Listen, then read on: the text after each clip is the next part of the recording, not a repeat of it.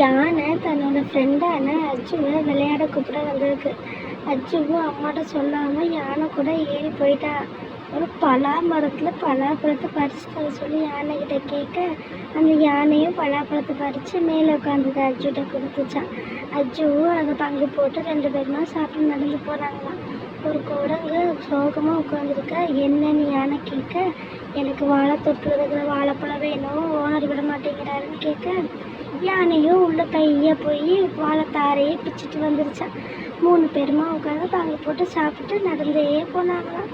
போகிற வழியில் ஒரு யானை ஒரு கரடி சோகமாக உட்காந்துருந்துச்சான். என்னன்னு கரடியை பார்த்து கேட்டால், எனக்கு அந்த தேனாடை வேணும், எனக்கு போக சோம்பேறியாக இருக்குன்னு சொல்லிச்சான்.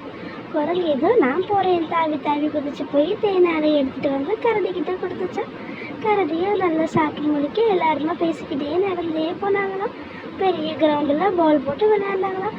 அடுத்த பாட்டை நெக்ஸ்ட் வீடியோவில் பார்க்கலாம். தேங்க்யூ.